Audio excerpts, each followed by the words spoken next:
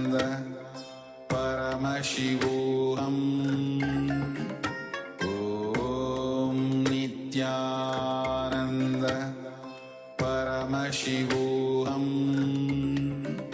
Om Nityananda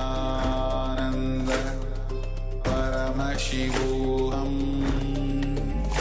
Om Nityananda Paramashivoham Om Nityananda Paramashivoham Om Nityananda. Now, slowly return to your physical body. Start to wiggle your fingers and toes. Rotate your wrists and your ankles. Move your arms and legs. Pull your knees up towards your chest and circle your legs with your arms.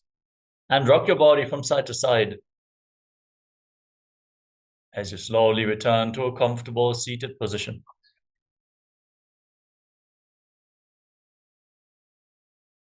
Congratulations, you completed the first 108 asanas of this sequence, which form the Pratama Vinyasa Krama, the first sequence of Nityananda Yoga. I want to thank all the participants who are joining us for the Pratama Vinyasa Krama. And we want to invite all the participants to apply to become a residential citizen of Kailasa, to become a Kailasa Vasi, as the doors of Kailasa are opening very soon. You can register, apply, and make it to one of the locations of Kailasa, which are going to be revealed very soon on Guru Purnima, 21st of July. Swamiji is going to announce the first of the locations of Kailasa. So you can apply to be one of the first few chosen ones to live in the physical location of Kailasa, not only as an e-citizen, but a residential citizen, a Kailasa Vasi. Take this opportunity and sign up, as we are now going to continue the Dvitiya Vinyasa Krama sequence. I want to thank all the participants who joined us only for the Pratama Vinyasa Krama today. Hope to see you all again tomorrow. And let us now get ready for the next asana of the sequence. Sit in a posture that brings ease to your physical and mental space. Any comfortable posture is fine. Place your hands on top of your knees in Bindu Mudra. Gaze forward. Visualize Swamiji in your inner space. Breathe in Samana Kumbhaka. Inhale deeply into your navel region. Then exhale fully from your navel. Hold your breath in between inhalation and exhalation. And after the exhalation, visualize a flame rising up your spine. And internally chant the japa, Om Nityananda Paramashivoham in Yathasana Ishtasana.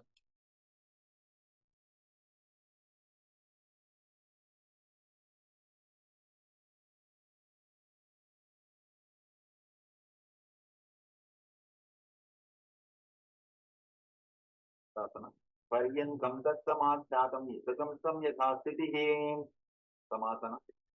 Now, from a cross-legged position, place your hands on the knees in Bindu Mudra.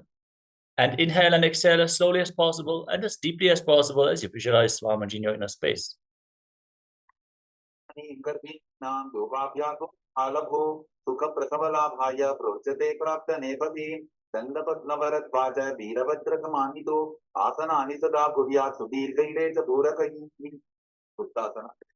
Now bring your left heel against your perineum and stack your right foot on top of the left foot. Keep your hands flat on your knees, gaze to your nose, and visualize yourself as a sage, liberated by the Supreme Pontiff of Hinduism.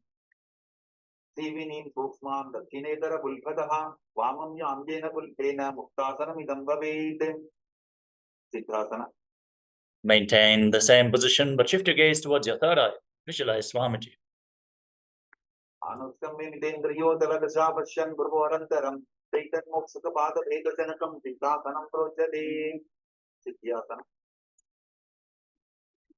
Now, shift your gaze down towards the ground in front of you.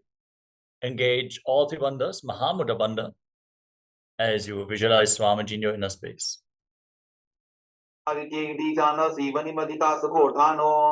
Rudrasana 2. Now place your hands on top of your knees in Bindu Mudra and gaze towards your third eye, visualizing yourself as Lord Rudra, the fierce dimension of Lord Shiva.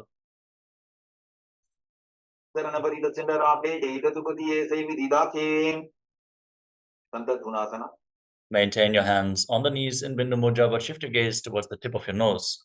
Embody tranquility and an unshakable nature in Santadhunasana.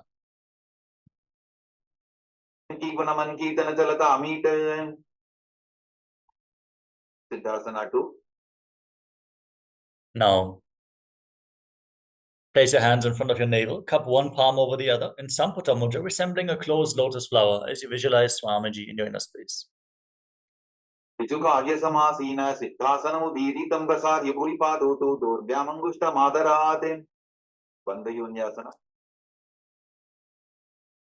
Now, set the sankalpa to manifest through the womb of creation. Inhale all the way, hold your breath, and then lock your senses with your little and ring fingers. Close your mouth with your middle fingers, close your nostrils. With your index fingers, close your eyes, and with your thumbs, lock your ears. Hold your breath in Shanmukha Mudra and Bandha Yoni-asana.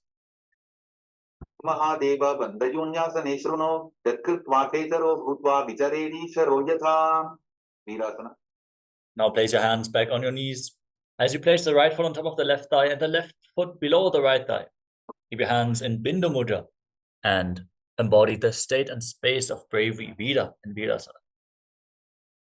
Amatai Kashin Minyasyorani Samstitaha Itarasminstata Chorum Virasanam Udiritam.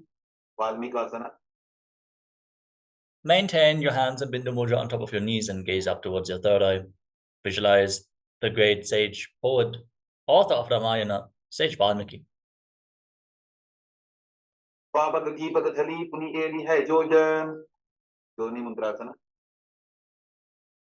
place your hands flat on your knees, gaze towards your nose, and visualize Yoni Mandala, which we are currently projecting on screen.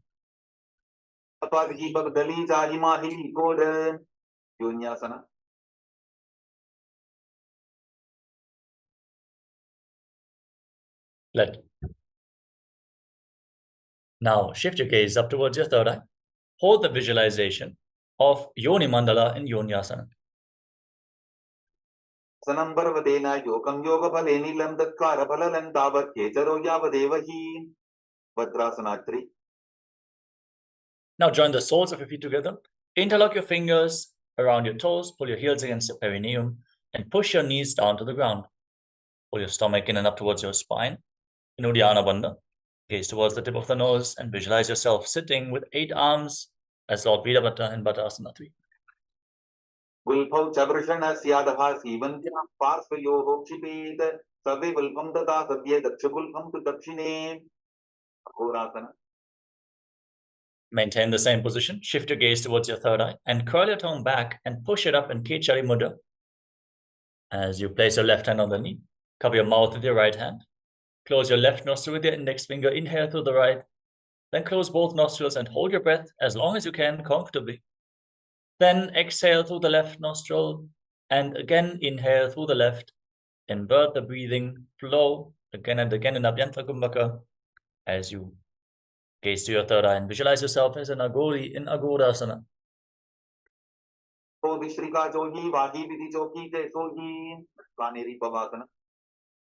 Now, slightly extend your feet away from the body, keep your toes together and your heels separate. Rest your elbows on your heels and rest your chin on your hands. Hold your stomach firmly in and up towards your spine in Uddiyana Bandha. Exhale all the way and hold your breath in Rechaka Kumbhaka. Gaze towards the tip of the nose and visualize yourself as a female elephant drinking water.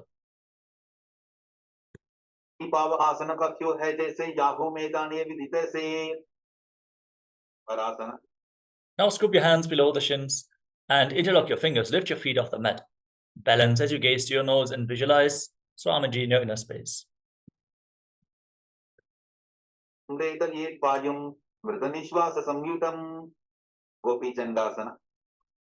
Now free your arms and interlock your fingers around your toes from above.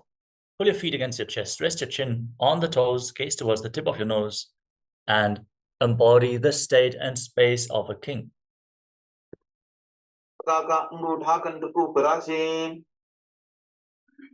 Udarasana.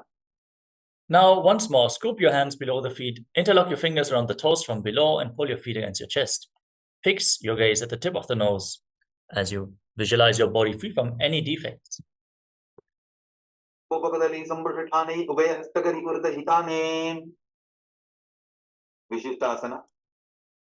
Now, lift your legs up higher, even in front of your forehead, as you visualize yourself excelling in everything.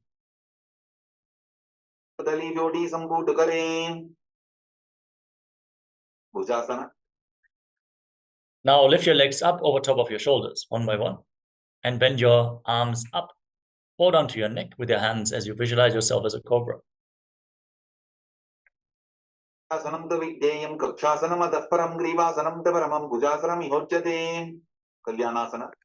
Now bend your arms down and bring them behind your back. Try to interlock your fingers behind your back and balance with your legs off the ground.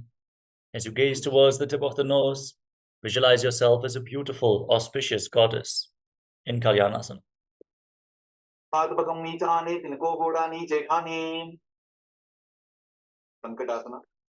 Now place the top of the left foot flat on the mat and sit on the left heel. Stack the right knee over top, hands on opposite knees. Gaze forward in Vaishnavi Mudra without focusing on any external happenings. Just focus on your inner space. Focus on the objective of this lifetime, which is enlightenment itself. Breathe in Ujjayi Pranayama. Make an ocean-like sound from your throat. Keep your throat engaged. Inhale through nose and mouth at the same time.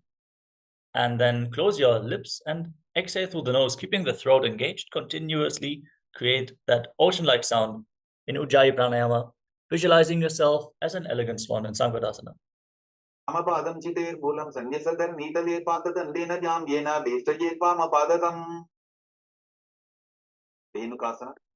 Now slide the left foot outside the hips, sit in between your heels, and place your hands interlocked on the top knee. Engage Uddiyana Bandha and visualize a cow in your inner space.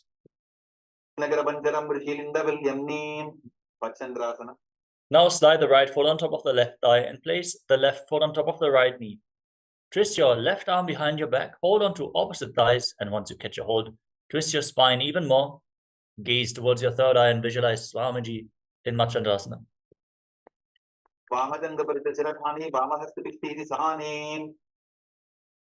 Machandasana 2.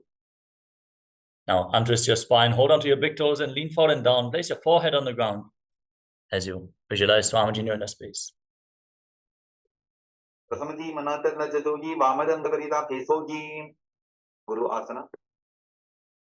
Now rise up, interlock your fingers and place them on the left knee, the top knee. In Padasha Mudra, engage Mahamudra Bandha and visualize Swamiji, your Guru, in Guru Asana.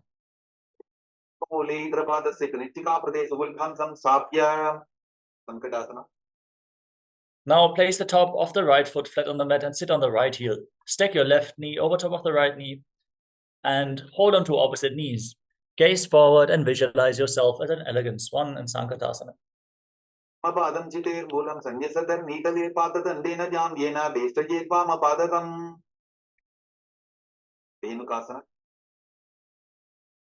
Now slide the right foot outside the hip, sit in between your heels. Place your hands on the top knee.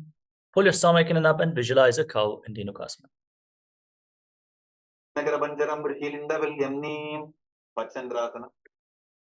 Now slide the left foot on the right thigh and place the right foot on the left knee. Bring the right arm behind your back, twist your spine, hold on to opposite thighs. Gaze up towards your third eye and visualize Swamiji in your inner space.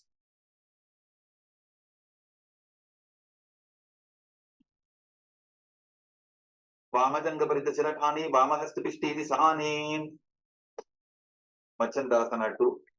Untwist your spine, hold onto your big toes and lean forward and down. Place your forehead on the mat, your navel close to your heels.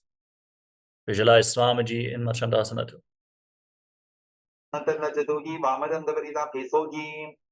Guru Asana. That one actually hit a power line. The light flickered and then the thunder came. So we might actually have a power out very soon.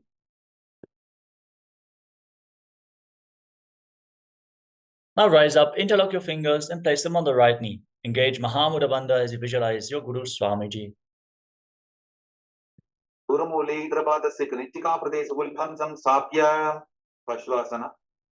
Now place your feet flat on the ground in front of you and pull your knees in towards your chest with your hands. Press your tongue back and upwards along the nasal tract if you can, all the way to your third eye in Kechari Mudra. Make yourself as light and even lighter than space as you gaze to your third eye and visualize Swamiji in Bhashasana.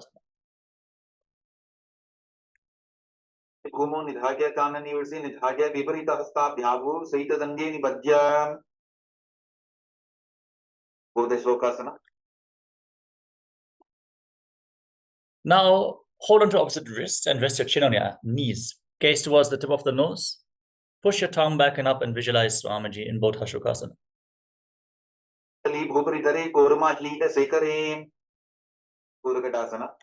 Now bring your arms underneath your knees and hold on to opposite elbows.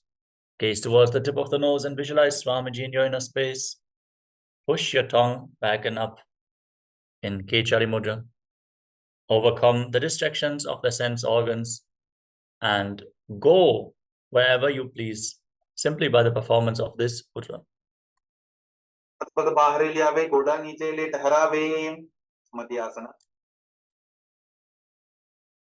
Now cross the right ankle over the left, keep your toes pointing up. And keep holding on to opposite elbows underneath your knees, gaze towards the tip of the nose and visualize the great sage of Maharishi Sumati in Sumati Asana.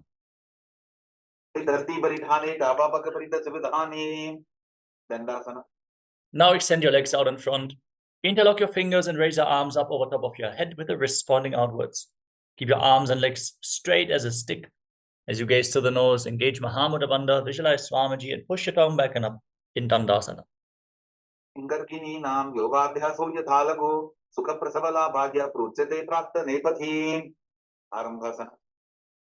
Now lean forward and down. Catch your big toes in Prana Mudra. Bring your head towards your knees.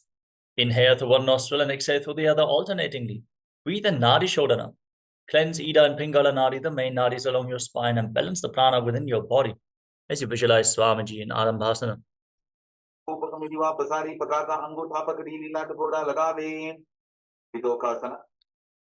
Now, separate your feet and slightly raise your knees. Scoop your hands below the shins and hold onto the soles of the feet from the outside. Lean forward and down. Place your forehead on the ground. Gaze to your third eye and visualize Swamiji in your inner space.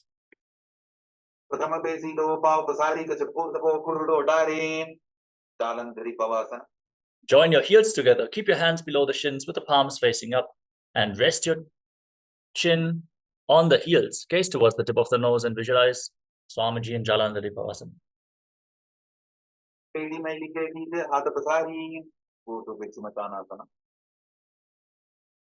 Rise up and extend your legs out in front. Then lift one leg behind your neck and lean forward and down. Hold onto the front foot with both hands. Breathe the Pratyahara Pranayama. Focus on the prana movement from the soles of the feet to the regenerative organs, the navel, the heart, the throat, the uvula, the center of the eyebrows, the top of the forehead, all the way to the crown of your head, the Brahmaranda. Feel the prana surging from the soles of the feet to the crown of your head through the 9 points as we feel by Mahadeva. Try to bring your leg behind your neck. If you cannot bring the leg behind your neck, you can bring it over your shoulder, pull it towards your chest, cross it over the opposite knee, and then lean down and forward. Visualize Swamiji in Urdhva Paschimottanasana.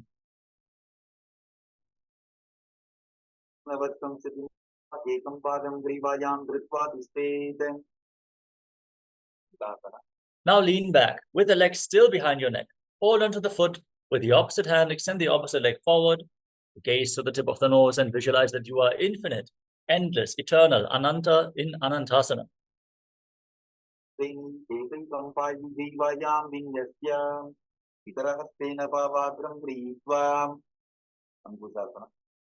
Keep holding onto the foot behind your head and roll onto the side of the hand which is holding onto your foot. Gaze to the tip of the nose and feel in complete control.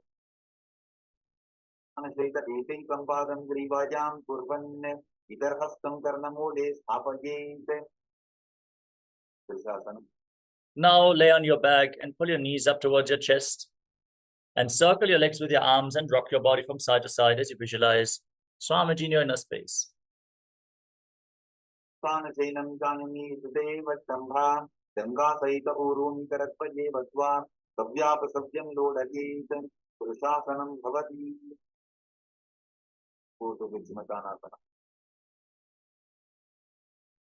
Now rise back up. Lift the other leg up behind your neck and lean forward and down. Hold onto the front foot with both hands and visualize Swamiji as you breathe in Pratyahara Pranayama. Sanavatsam siddhim dritva ekam padam grivayam dritva tishtet. Now lean back with the leg behind your neck. Hold onto the foot and extend the opposite leg forward. Gaze to the nose and visualize that you are without beginning nor end, endless in Anantasana. Jaini ekai kampayi grivayam vinyasya itarahastena pavagram grihitva. Ankushasana. Now roll onto the side of the hand which is holding onto the foot.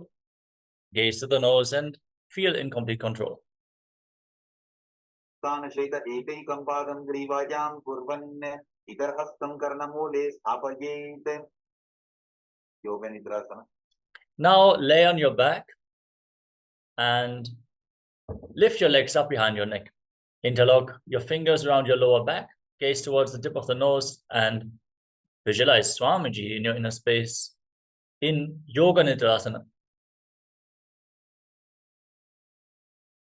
Abhyam veshtaye kantham hastabhyam prishtabhyam tanmadhye jainam kuryad yoga nidra sukhaprada.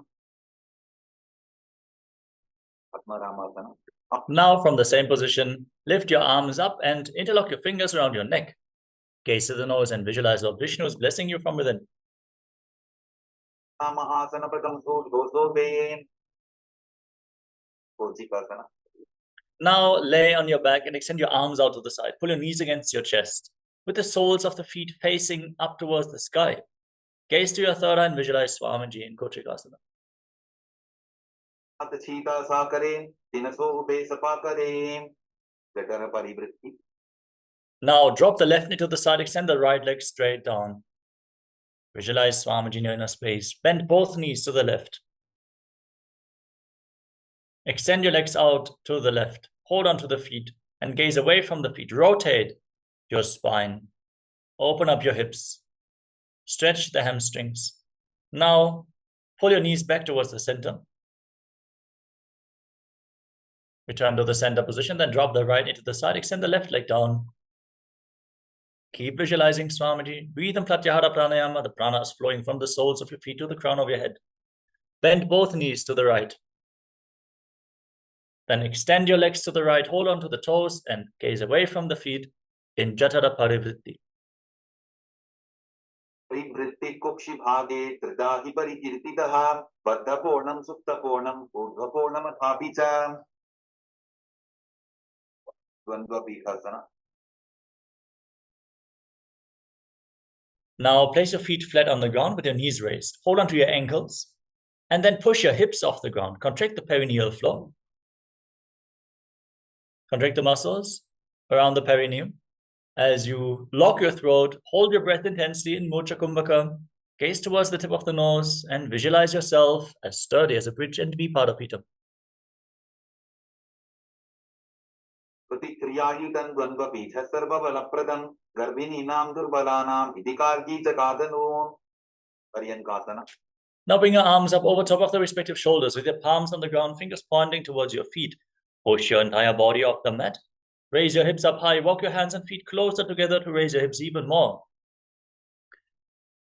You can see some of the participants really are walking the hands and feet closer together. Amazing. Breathe through your nose in Sahadra Kumbhaka. And lead the prana along your spine, visualizing yourself as sturdy as stone furniture. Namastatalabhyam bhumim ashtabhyam padatalabhyam bhumim dhritva. Sottanasana. Lay down on your back. Pull your knees up towards your chest. Place your hands on the respective shoulders and move your hips in a circular motion. Visualize yourself as a dog, playfully rolling around on your back in Shvottanasana.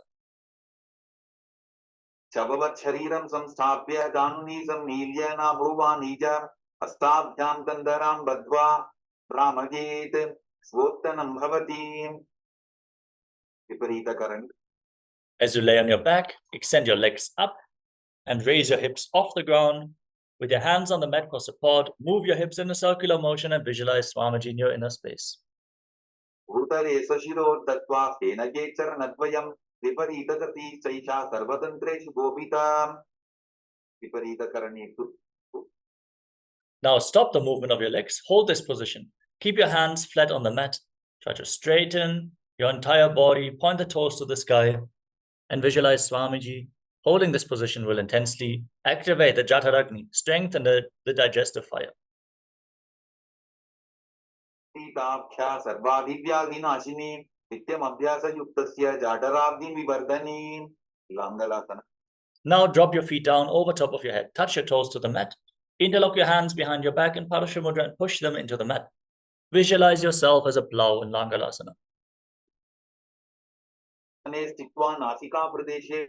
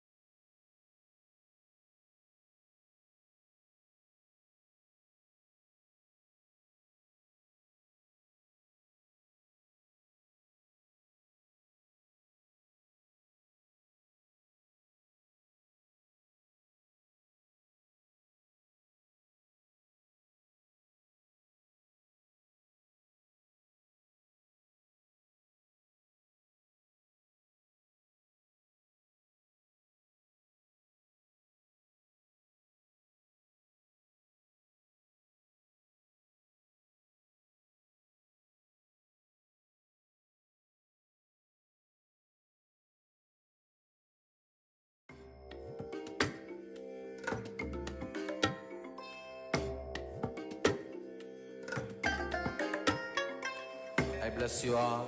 Let you all open all your three eyes and manifest the powers of Mahasudashiva. Om Nityananda Paramashivoham.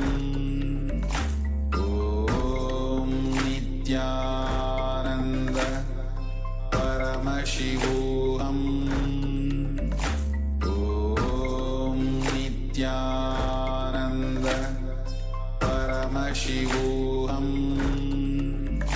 Om Nityananda Paramashivoham.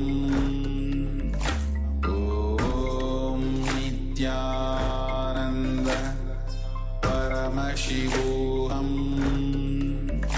Om Nityananda Paramashivoham. Om Nityananda Paramashivoham. Om Nityananda Paramashivoham. Om Nityananda Paramashivoham. Om Nityananda Paramashivoham. Om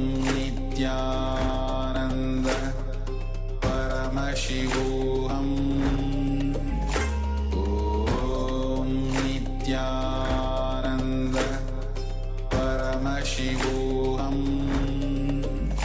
Om Nityananda Paramashivoham. Om Nityananda Paramashivoham.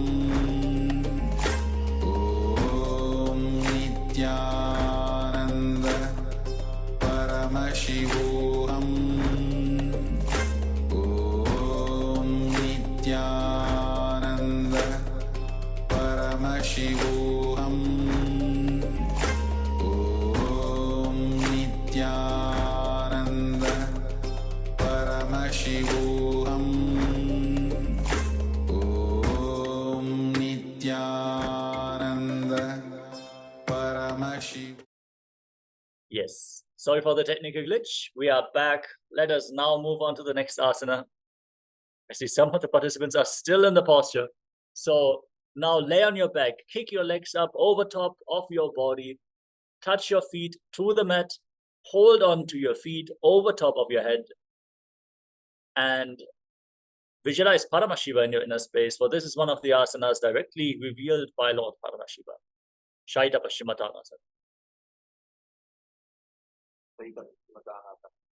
Anam Shaditvat Purvita Chaitapaschimatanakam Suptakonasana.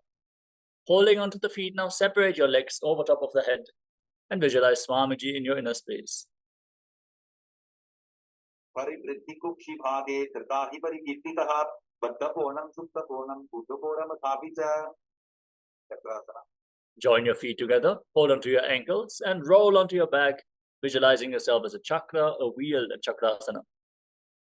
Asanaspatto pado Guryanmaspata Tatparo Yukramena Tadashikrameta Sarvasi Sadhanam Suptaprakaritapada Uttasana. Now, lay on your back. Raise your legs up vertically, hold onto your big toes in Prana Mudra, and then separate your legs wide apart. Breathe in Ujjayi Pranayama, make an ocean-like sound from your throat. Keep the throat engaged in an exhalation as you visualize Swamiji. Ustanapadam Pravancham Cha Maritim Vida Vatrakam Nataradantrikonanta Suttambushya Prasarane Suttapadam Ustasana. Now join your feet together, keep holding onto the big toes, hold the visualization of Swamiji. Ustanapadam Pravancham Cha Maritim Vida Vatrakam Nataradantrikonanta Suttambushya Prasarane. Now bring your legs into Padmasana, push your knees on the ground, and hold onto opposite elbows over top of your head as you gaze to your nose and visualize Matsyavatara of Lord Vishnu.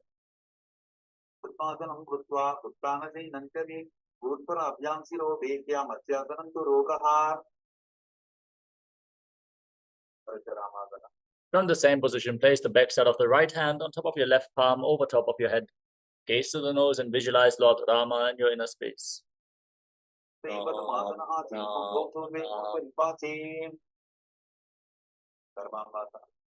With your legs in Padmasana, now raise your knees and lift your hips off the ground. Support your lower back with your hands, elbows resting on the mat. Gaze to your nose, visualize Swamiji. Hold your breath in Mocha Kumbhaka with Jalandhara Bandha and Mula Bandha engaged.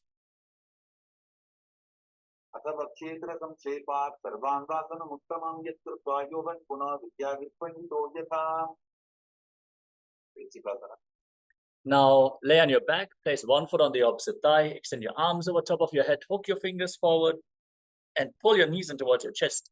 Squeeze your core as you visualize yourself as a scorpion.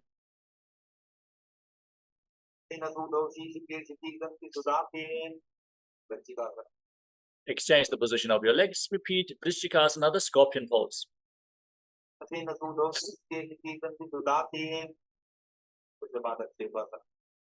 Now lay flat on your back and interlock your hands around your neck.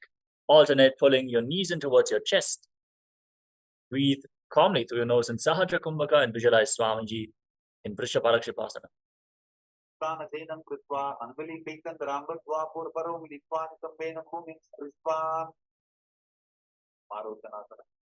Now place your palms on the ground next to your body and pull your knees up, touching your ears with the respective knees again and again.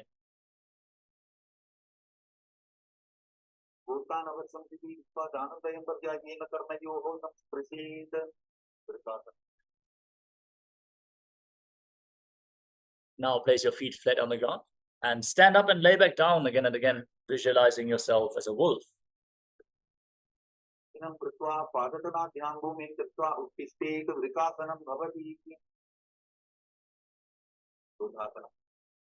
Now from a squatting position, roll backwards again and again.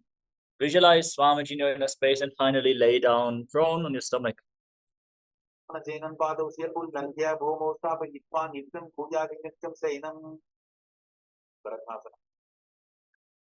Now, as you lay on your stomach, place your palms on the mat next to your shoulders.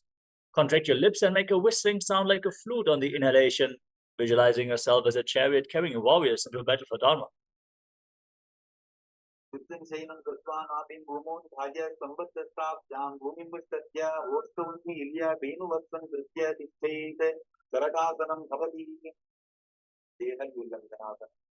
Now, push your body up into a plank position and jump your feet in between the two hands, back and forth. Visualize yourself transcend body and mind.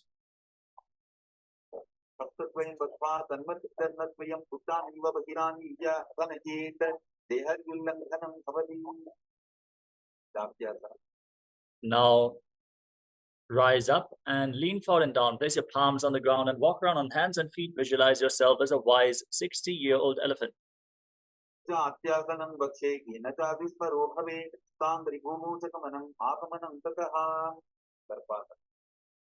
Next up is Lolitika Karana. Stand in Arimandi posture. Raise your arms to the shoulder level and rotate your arms around your body as you move your head in all directions.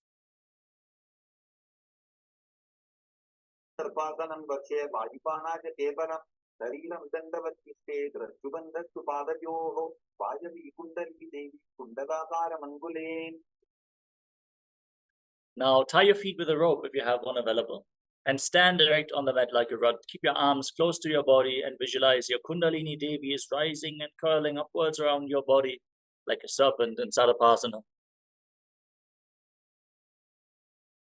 Now lean forward and down and hold on to the toes from the front with your hands and fists. Walk around on the mat like a camel in Ushtrasadhanasana.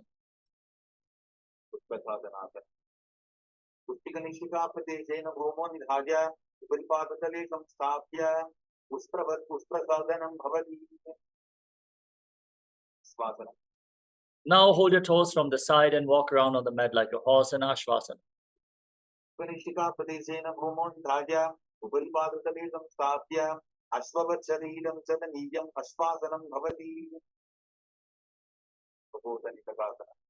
Now stand with your heels touching, toes pointing outwards, and interlock your hands behind your back. Pull your fingers down towards your calf.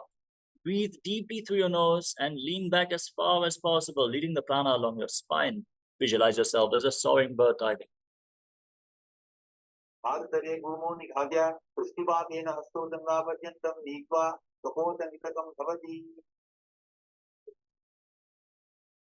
Next up is the Talapushpaputam Karana. Join your hands in Namaskara Mudra as you stand in Arimandi posture.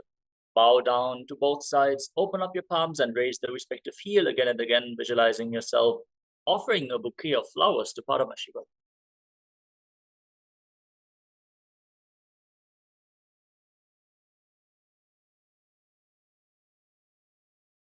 Next up is Khadgasana. Now, visualize yourself as a rhinoceros, gaze to your nose and lay down on your stomach. Then jump your feet back up towards your hands and stand with your hands extended in Namaskara Mudra, resembling the horn of the rhinoceros. उच्चसर्गमासनं कृत्वा पादतलाभ्यां भूमिं पश्यत्य उत्तिष्ठेत् खड्गासनं भवति. Now hold on to weights to intensify this asana, then sit down and stand back up or squat down all the way. Again and again, gaze to your nose and visualize Swamiji.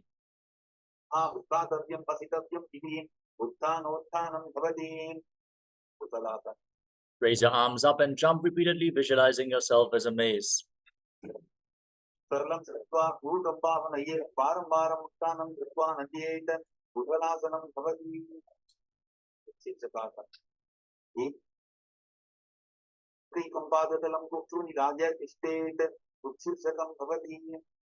on to one foot with both hands and pull it towards your chest, then sit down and stand back up with the other leg. Alternate on both sides again and again. Gaze the tip of the nose and visualize Swamiji in Shirshakasana.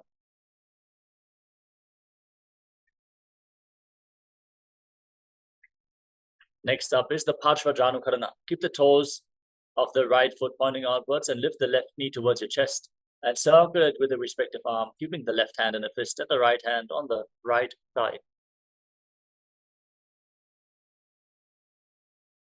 Now extend your left leg forward and your arms as well. Hold on to weights. Sit down and stand back up. Visualize yourself fiercely dancing as Lord Shiva in Tandavasana.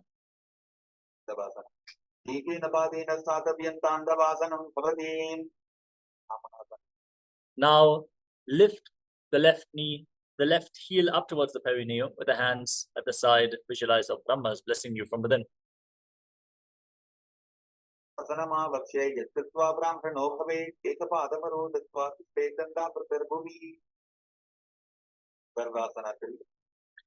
Now raise the left leg over and around the right knee. Tuck the toes behind the calf. Bring the left arm below the right and join your hands in Namaskara Mudra as you visualize yourself as Lord Garuda.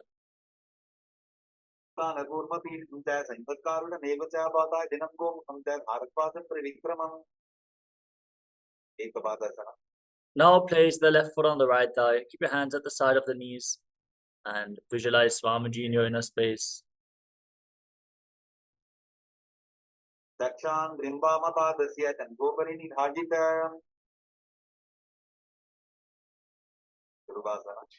Now hold on to the big toe of the left foot and extend it out to the side. Rotate quickly on the standing leg, visualizing yourself as the North Poster.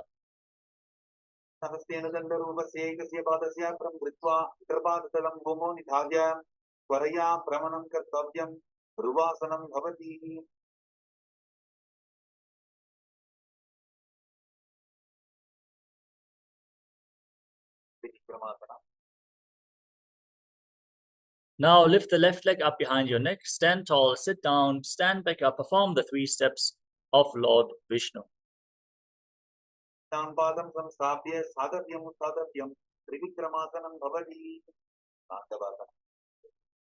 Now perform the Parshva Karana on the other side.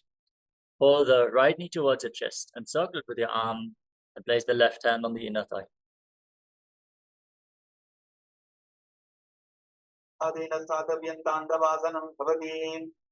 Next up is Tandavasana. Extend the right leg forward, sit down and stand back up. Visualize yourself fiercely dancing as Lord Shiva. Now bring the right leg towards the inner opposite thigh. Keep the hands by the side of the knees and visualize Lord Brahma is blessing you.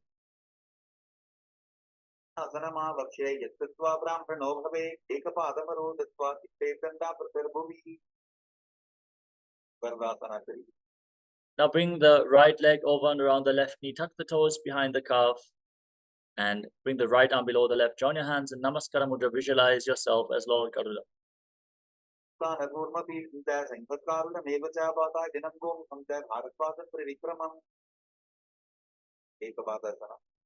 Now place the right foot on the left thigh and keep your hands relaxed at the side of the knees. Visualize Swamiji as you stand one-legged in Ekapadasana.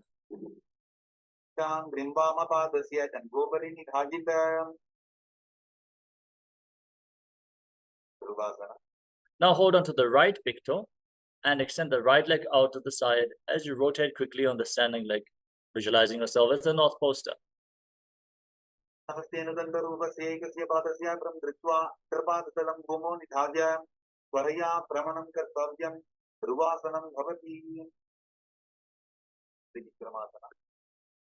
See, one of the participants just keeps on spinning.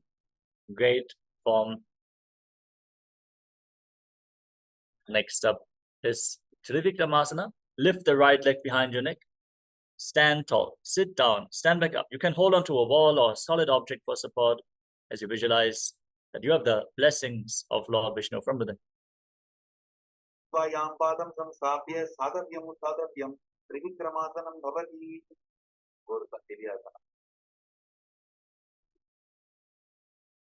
Next up, Samana Kakarana.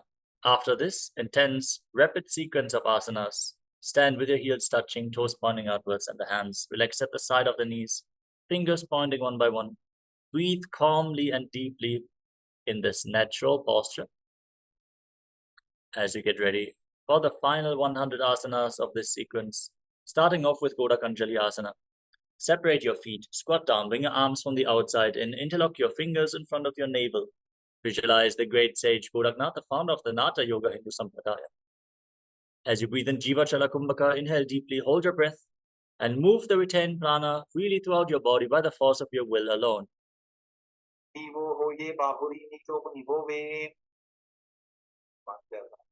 Now, from a squatting position, interlock your fingers around your lower back and visualize Swamiji in your inner space.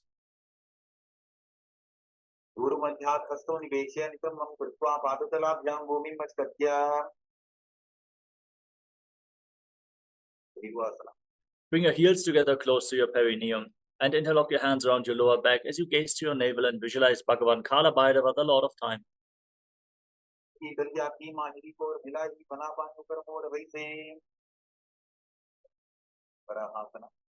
Now, keep your heels together, toes apart, and join your hands behind your neck, fingers pointing down. Gaze to your nose and visualize yourself as Varaha, the boar avatar of Lord Vishnu.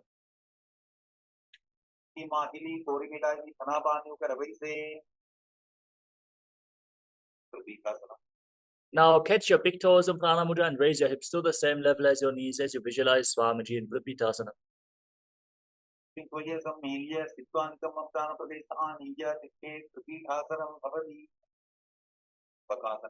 Now place your palms on the ground, bring your knees onto your arms and lean forward, balance on your arms, visualizing yourself as a crow.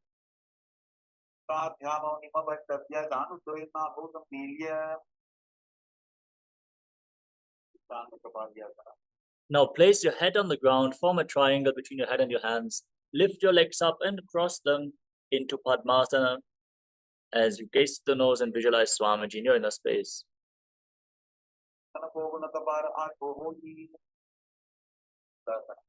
Now come to a kneeling position, sit in between your heels with the toes touching behind your back, hands on your knees, gaze to the nose and visualize you're sitting in the secret seat with Paramashiva and Guru.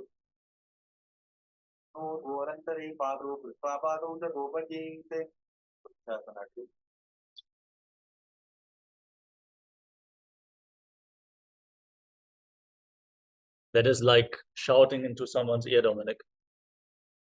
That's literally the microphone that you're kicking.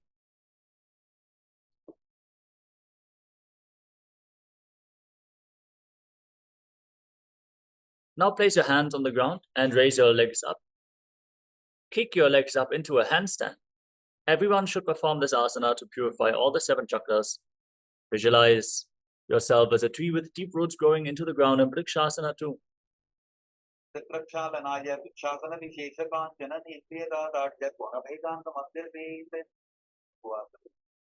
Now maintain the handstand, gaze towards your third eye and visualize Tejas, shining light flowing towards your third eye, rejuvenating your body in Shiva Asana.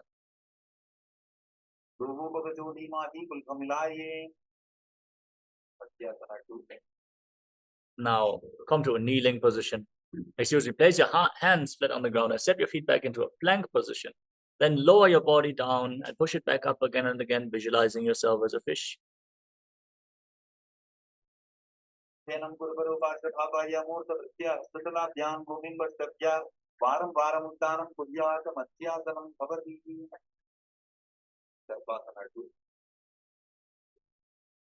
Now lay on your stomach and place your hands on the hips.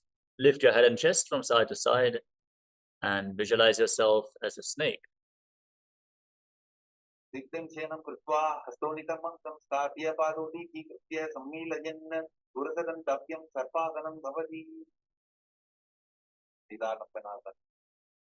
Now rest your elbows on the ground, bring your hands into Padma Mudra, the Lotus Mudra, and rest your chin on your hands. Place the top of your feet flat on the mat and feel self-supported and completely independent in this asana.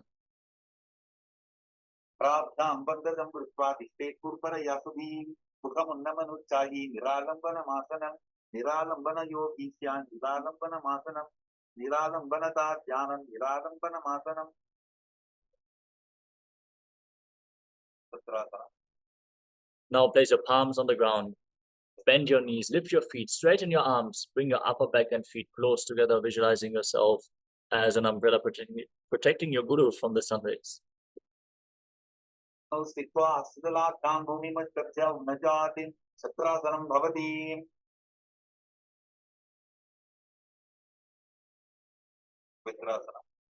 Now place the top of your feet flat on the mat and sit on your heels. Extend your arms out in front. Place your palms and your forehead on the ground. Gaze to your nose and visualize yourself as Vajra, the weapon of Indra, reminding yourself of your indestructibility.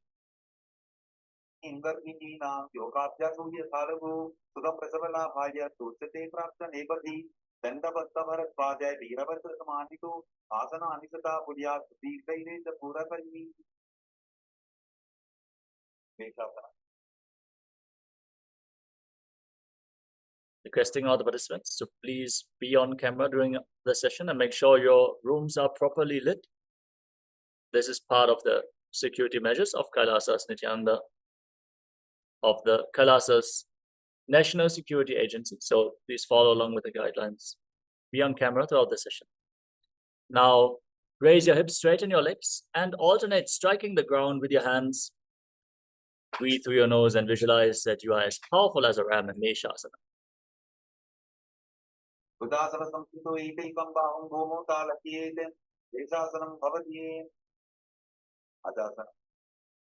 Now bring your hands on the mat and raise your legs up and lower your face down towards the ground.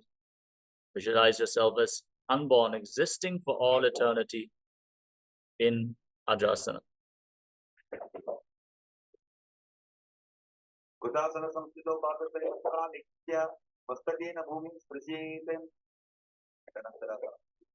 Now come to a kneeling position. Hold onto your feet and pull them in towards your perineum. Then place your hands on the respective knees. Gaze towards the tip of the nose. Visualize Swamiji in your inner space. And breathe in Ujjayi Pranayama. Make an ocean-like sound from your throat on in and exhalation. As you gaze to the nose, visualize Swamiji in your inner space.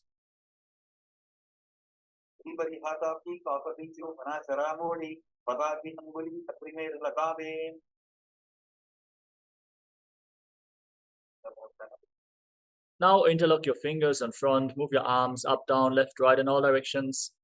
Give massage to the various different joints and muscles of your body as you visualize Swamiji. Repeat the movement behind your back as well.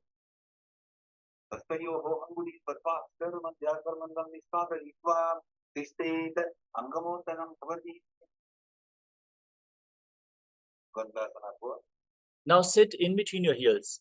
Keep your toes pointing to the side, your thighs and calves on the ground. Place your hands on the knees and gaze forward as you visualize yourself as Lord Garuda flying Lord Vishnu and Lakshmi on his back. Try to perform the asanas to the best of your capability. If you're not able to perform any of the asanas, you can focus more intensely on the other components like the visualization, the pranayama, bandha, the japa, the mudra. So many components of Nityananda Yoga. Yandana Divyas Terakaju Januna Janu Parisarat Banpa Garbhasan Muchate.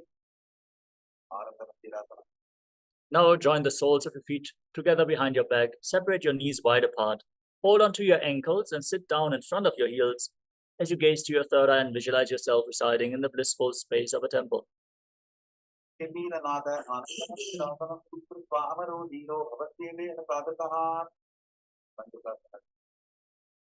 Now cross your feet, sit on the raised heel, place your hands underneath your knees.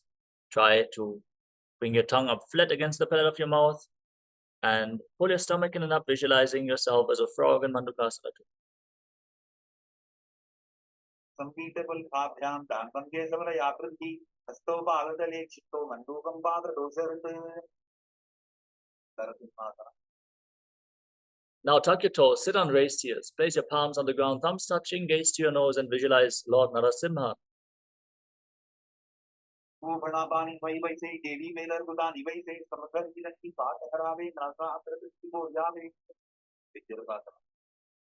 Now sit on raised heels, cover your mouth with your hands, bring your thumbs underneath the teeth, close your lips, inhale through your right nostril and exhale through your mouth, gaze to the nose and visualize yourself as Devi Paramashiva Shakti, conquering all your fears.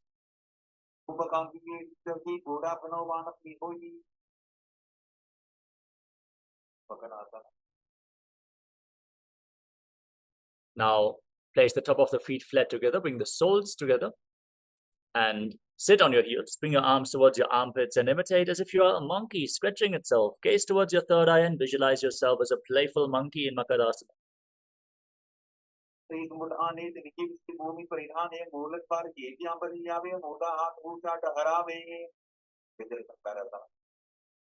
Now rise up, tuck your toes, lift your knees off the ground, bring them wide apart and hold on to opposite elbows behind your back. Gaze to the nose and embody diamond-like strength for you and your Sangha, your spiritual community.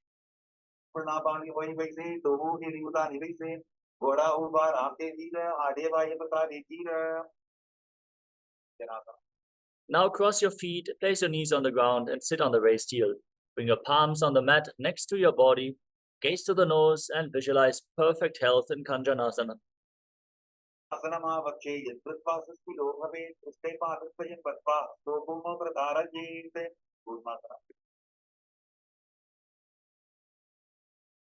Understand? Yoga is authenticity in action.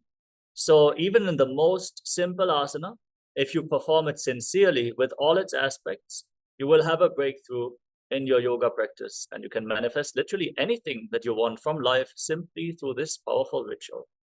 Now, fix your gaze at the tip of the nose, place your hands on the respective knees and make your upper back and neck stiff like the shell of a turtle, embodying a turtle in Kurmasana, the turtle posture.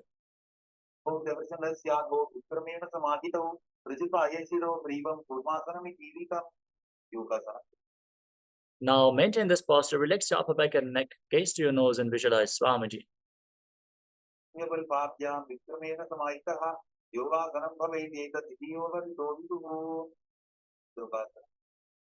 Now stand on your knees, cross your feet behind your back, bring your toes near opposite knees, hold onto your calves, gaze to your third eye, visualize a space of eternal oneness, Advaita with Swamiji.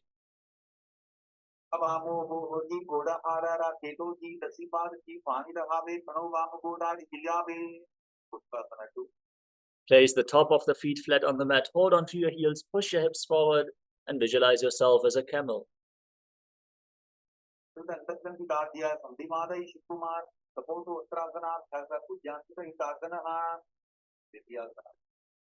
Now place your elbows on the ground, rest the back of your head on the mat, gaze to the nose and visualize yourself as a lotus blooming.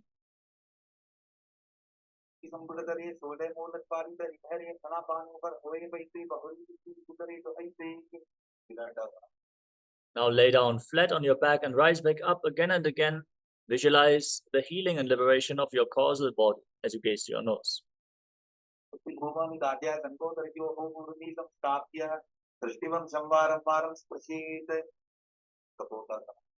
Now lean back, bring your arms over top of your shoulders, hold onto your feet and bring your head in between the heels. Visualize yourself as a beautiful dove as you maintain Ujjayi Pranayama. Make an ocean-like sound from your throat.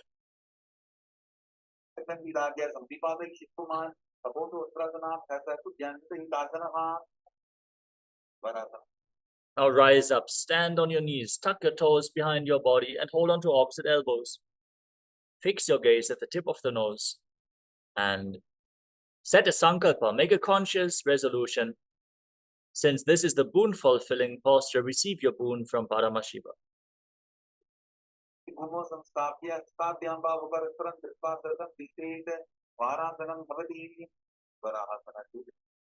Now sit on raised heels, lean forward and place your hands on the mat, your head on your hands. Visualize yourself as Varaha, the boar avatar of Lord Vishnu.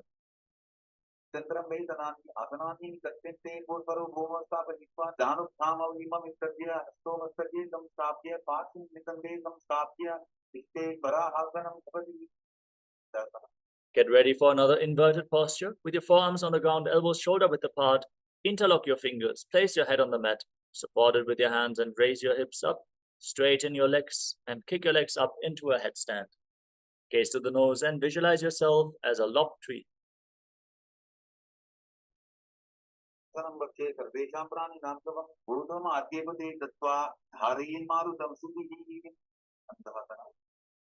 Now lower your legs down, come to a kneeling position.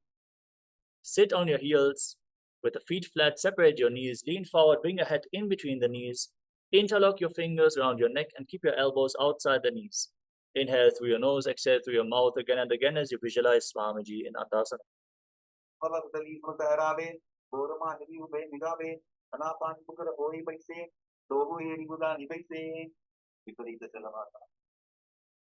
Now lay on your stomach, extend your arms out over top of your head, lift your arms, your chest and your legs off the mat and hold, visualizing yourself as a locust.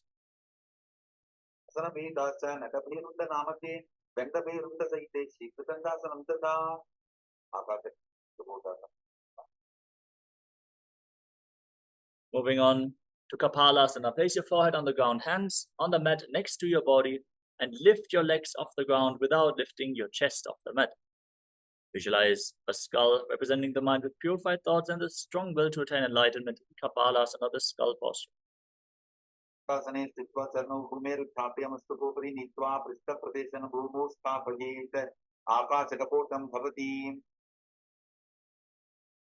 Next up is Akasha Kapotasana.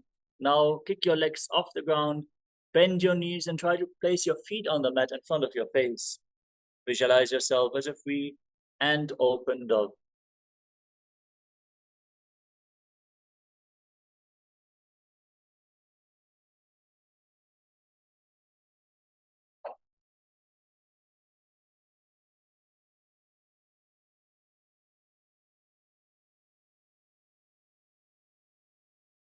Moving on to Chatakasana. Now place your forearms on the ground from a kneeling position. Rest your navel on your knees. Visualize yourself as a sparrow.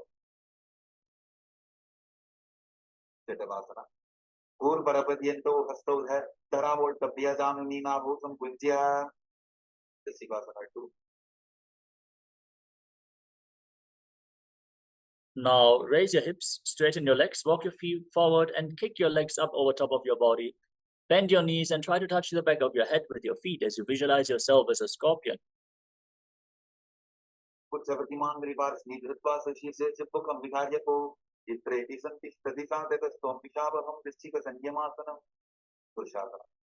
Now sit on the raised heel, sit on the right heel and keep the left foot outside the hip with the toes pointing to the side, hands on the mat in front of you.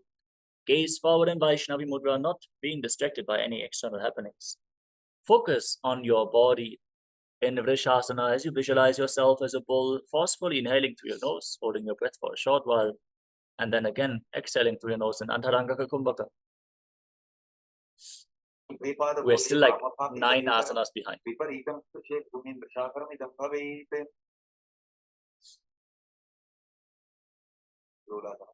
Now with your palms flat on the ground, cross the toes of the left foot over the right and lift your entire body up.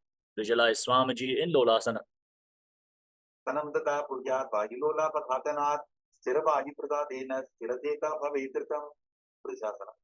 Now sit on the left heel and keep the right foot outside the hip toes pointing to the side.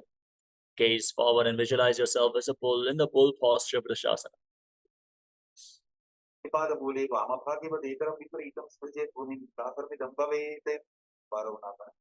Now place the right foot flat on the mat. Sit on the left heel with the toes tucked, hands on the knees, gaze forward and visualize Balagunahai, one of the 84 siddhas in Balagunasana.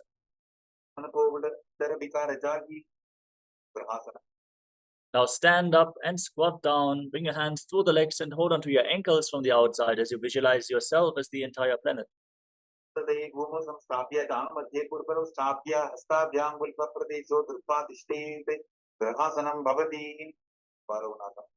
Now tuck the toes of the right foot, sit on the right heel and lift the left knee against your chest.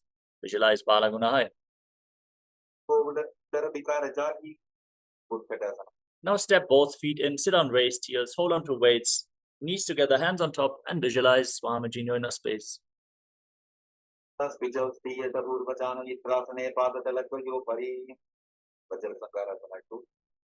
Now join the soles of the feet with the knees wide apart, hold on to opposite elbows behind your back, and visualize Swamiji in your inner space.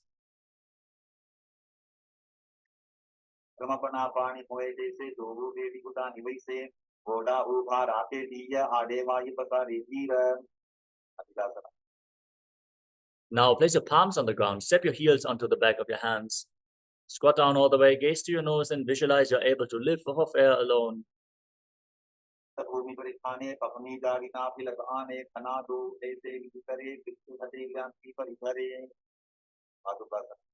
Now rise up, place the back of your hands on the mat, step your feet onto your palms and walk around on the hands and feet as you visualize yourself wearing padukas, walking all across India.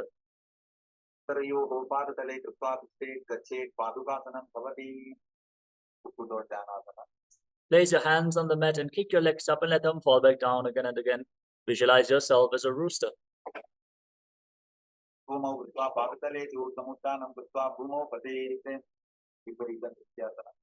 Now raise your legs up and dance around on two hands. Visualize yourself become free of all inhibitions.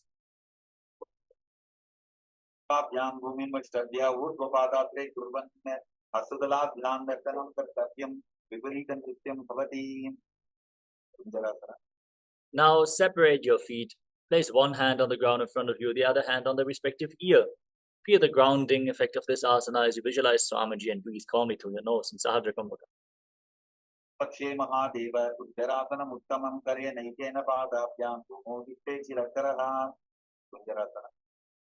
Now exchange the position of your hands.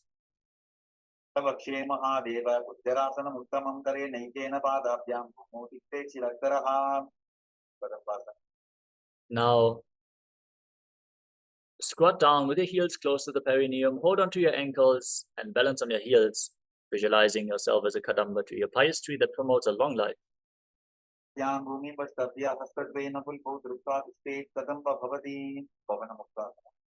With your feet flat, pull your knees against your chest with your hands, breathe deeply and visualize that any excess vata is being released from your body.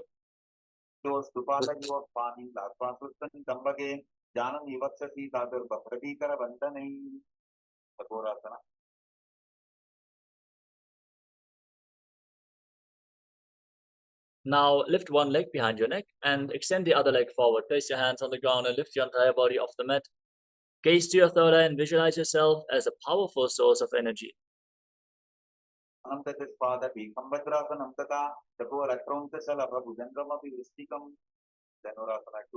Now hold on to your big toes. Then Prana Mudra and pull the left foot towards your ears if you're pulling a bowstring. Take aim as you visualize yourself as a bow in Dhanurasana 2.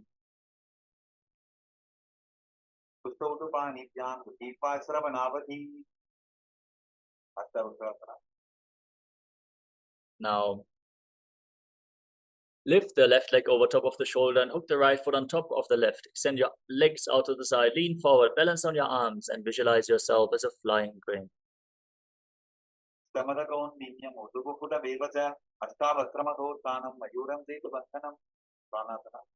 Place the left foot on the mat, place the right foot on the left thigh. Bring the left shoulder underneath the raised knee and push the right knee to the ground as you gaze to your third eye and visualize that you are immortal, able to exist solely on prana. तथेदं वक्ष्यामि करोति यस्य चामरः एकपादमुरो बद्ध्वास्तथेन्यत्पादरक्षणं पार्श्वमध्येन्द्रासना. Now bring the right foot outside the left hip and step the left foot over the right knee. Twist your right elbow outside the waist knee and bring the hand below to interlock your hands behind your back. Gaze to your third eye and visualize Sage Matsinanata, the master of Hatha Yoga.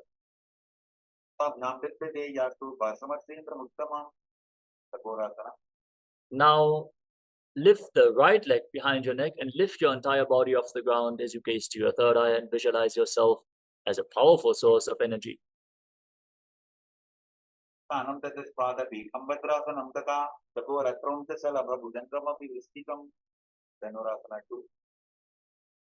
Now hold on to your big toes and pull the right foot towards your ear. Pull the elbow back as if you're pulling a bowstring. Visualize yourself as a bow in Dhanurasana 2.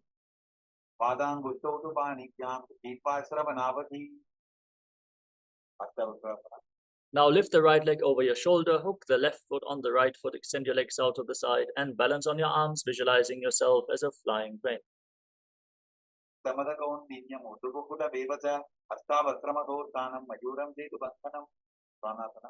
Place the right foot on the mat, the left foot on the right thigh, bring your right shoulder underneath the raised knee, gaze up and visualize your immortal, able to exist solely on prana.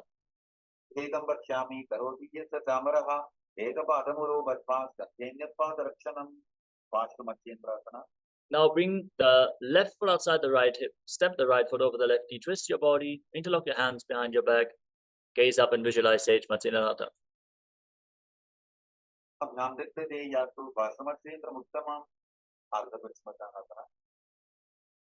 Now bring the left heel against the perineum and the right leg extended forward, lean forward and down and hold onto the front foot with both hands.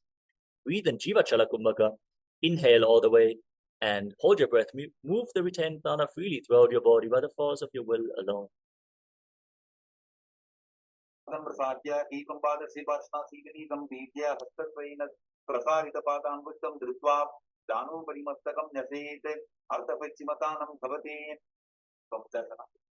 Now bring the left foot outside the hip, top of the foot on the mat, hold onto the right foot and extend it up in front of your face. Keep your knee as straight as possible as you visualize yourself as a crane.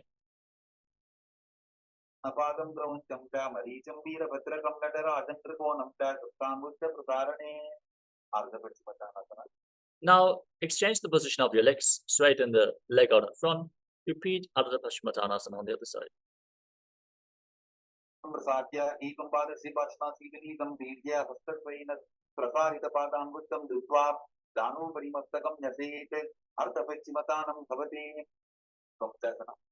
Bring the right foot outside the hip and lift the left foot in front of your face. Repeat Crown Shavasana, the crane posture on the other side.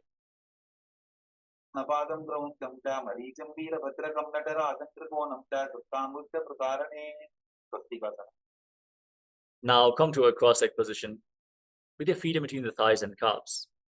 Gaze towards the tip of the nose as you visualize a swastika in swastikasana.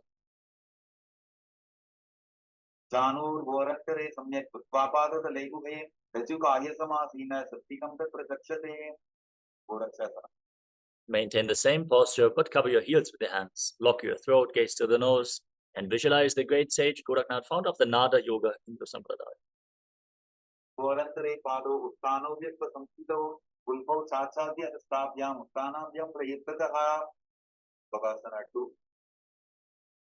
Now place the right foot on the left thigh and the left heel against the perineum.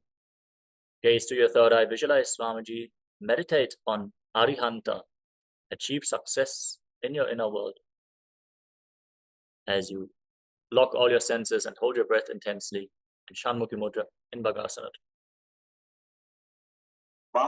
Literally, Swamiji spoke about that yesterday during Satsang. Now bring your feet on top of opposite knees. Bring your hands on the ground next to your body with the palms facing up. Bring your lips into the shape of the beak of a crow. Inhale through your mouth, exhale through your nose in Kakachancha Kumbhaka. As you gaze to the nose and visualize Swamiji.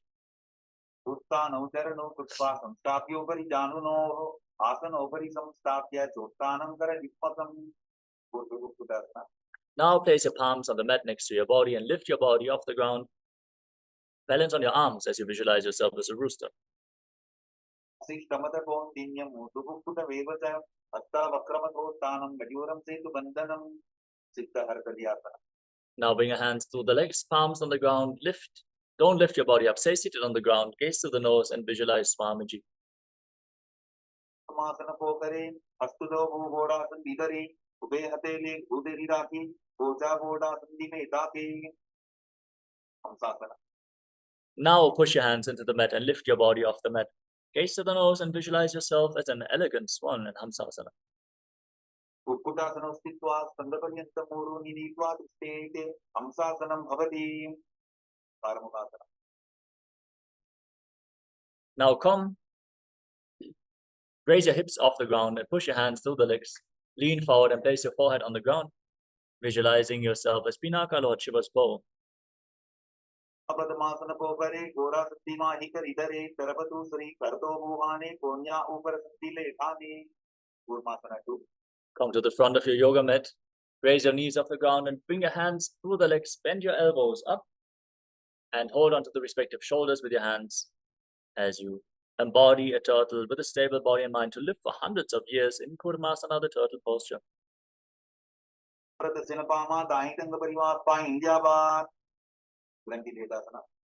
Maintain this posture, lock your chin to the chest, straighten your spine, gaze to the nose. Feel the granthis, the knots along the energy channels of your spine being cut, allowing the free movement of the prana in Granthi Bedasana.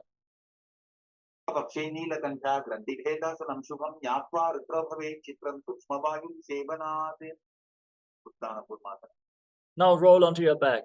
Keep holding onto the shoulders and embody a turtle laying on its back as you gaze to your nose in Uttana Kurmasana.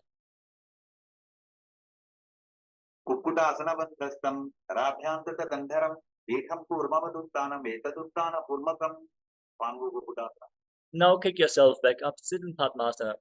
Bring your hands through your legs, place one palm on the ground and lift your entire body off the mat as you hold the wrist of that hand, visualizing yourself as a rooster. कुटासने स्थित्वा एकेन हस्तेन अन्यस्य मणिबन्धं धृत्वा पाङ्गुकुक्कुटासन.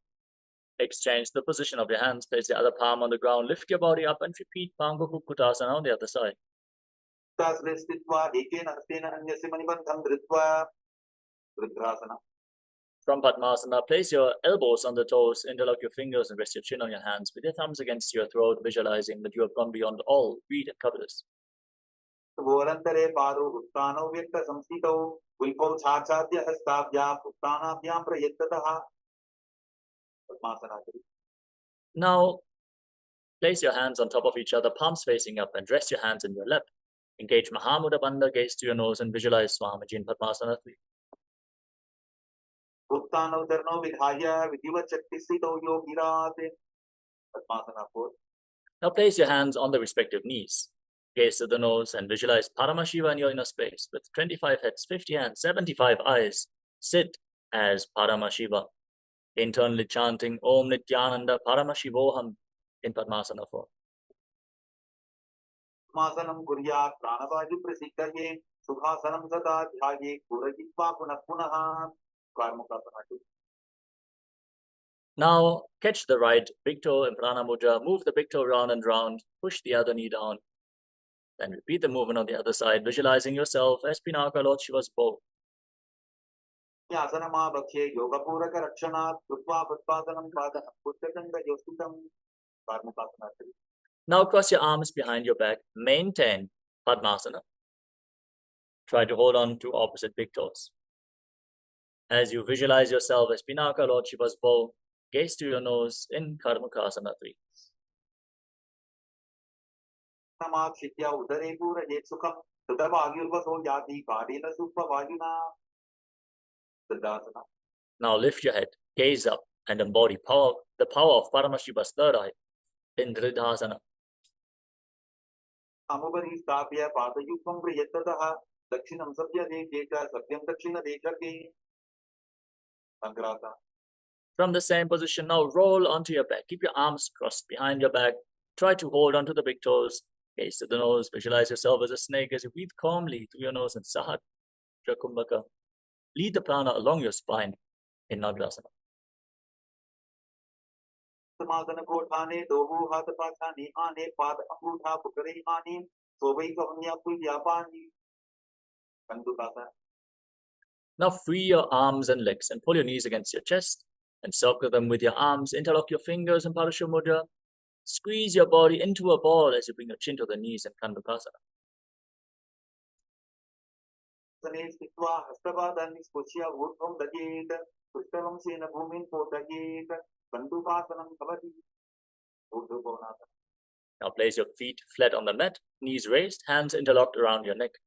Gaze to the tip of the nose and visualize Swamiji in your inner space. प्रथमे सूत्रो सैनकरावे गोडाभूभाराशि विलावे कुलकमा हिला अंगुष्ठदोहि करे एक समेल रसोहि परकट पीतासना. Now place your hands underneath your heels with the palms facing up. Push your hips off the ground. Contract the perineal floor, lock your throat, hold your breath in Murcha Kumbhaka, intensely pushing the air upwards but preventing it from escaping your lungs by keeping your throat tightly locked. Visualize yourself as powerful as an alpha egg. आनसेनं पादतले उत्तान हस्तयोः स्थापयेत् उत्तान शिखिपीठकासना. Now, bring your hands towards your lower back, raise your hips and straighten your legs. Point your toes as you bear your body weight on your elbows. Gaze towards the tip of the nose and visualize Swamiji in Uttana Shikhipittakasana. बलहीनश्चेत् Utthan शिखिपीठकम् अप्रमत्त प्रकुर्वीत भुक्तेत् प्राप्तितेन्द्रियः नरकासना. Now kick your legs up. Then place your arms flat on the ground for support. Point your toes to the sky and visualize yourself blissfully traversing through Naraka Loka unscathed. तेन भूमिं विष्टम्भा पादाप्रत्वयमूर्धमुद्रयेत् नरकासनं भवति. कुर्यन्नौकासनं. Now bring your hands towards your lower back. Support your body as you lower your legs down. Keep your body as straight as possible as you engage your core intensely. Visualize yourself as a boat crossing the ocean of samsara in Tiryanokasana, falling back into deep sleep.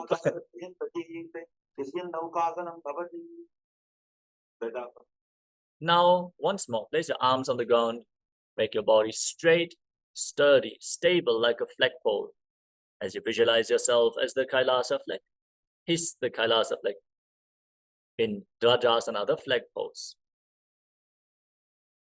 नौकावते विवा पृष्ठभूर्परिणीः भूमिं वष्टभ्या मस्तकलाक्षेन पादाग्रत्वयमूर्धनयेत् गदासनं भवति.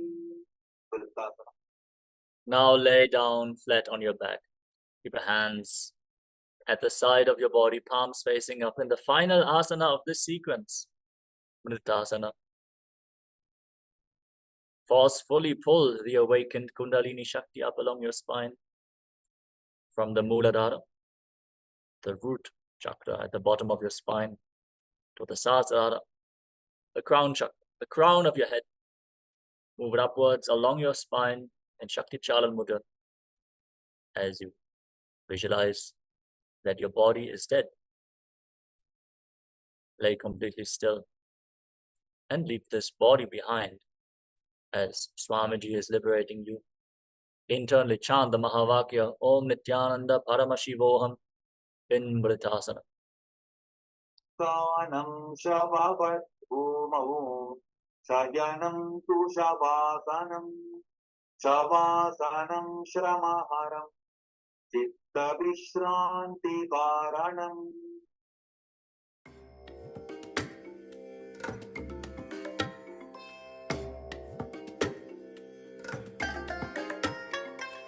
I bless you all. Let you all open all your three eyes and manifest the powers of Mahasudashiva. Om Nityananda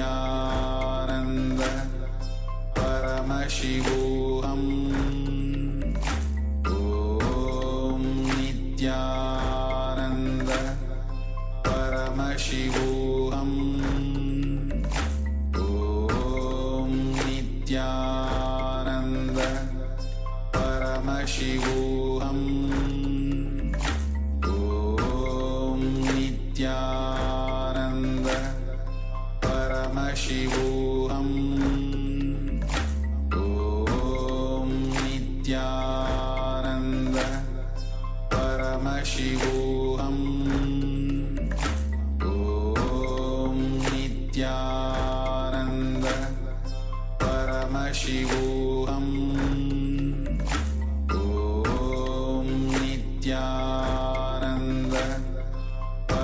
Paramashivoham Om Nityananda Paramashivoham Om Nityananda Paramashivoham Om Nityananda Paramashivoham Om Nityananda Paramashivoham Om Nityananda Paramashivoham Om Nityananda Paramashivoham Om Nityananda Paramashivoham Om Nityananda Paramashivoham Om Nityananda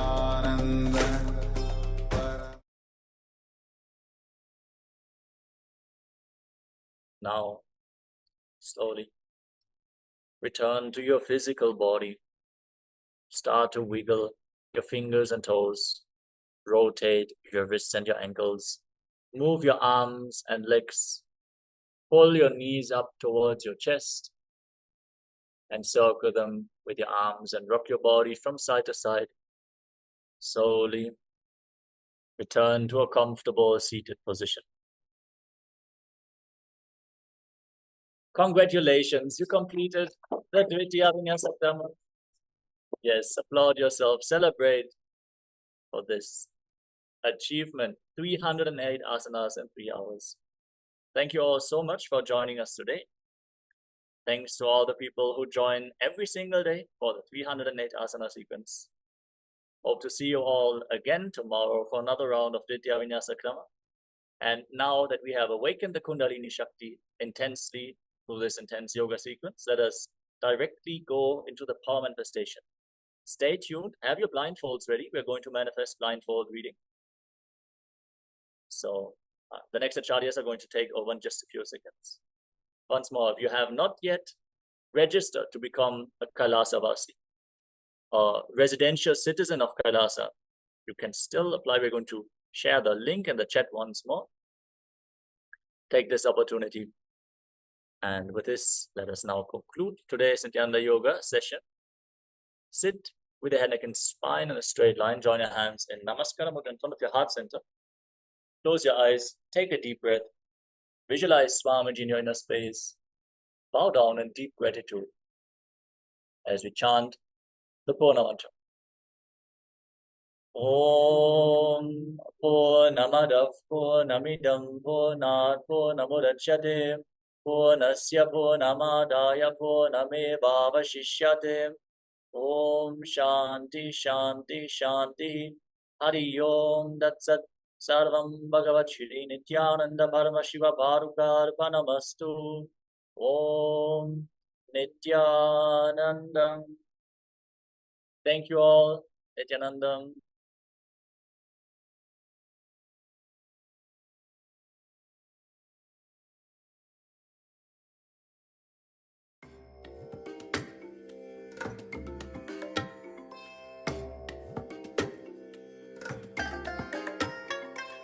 I bless you all.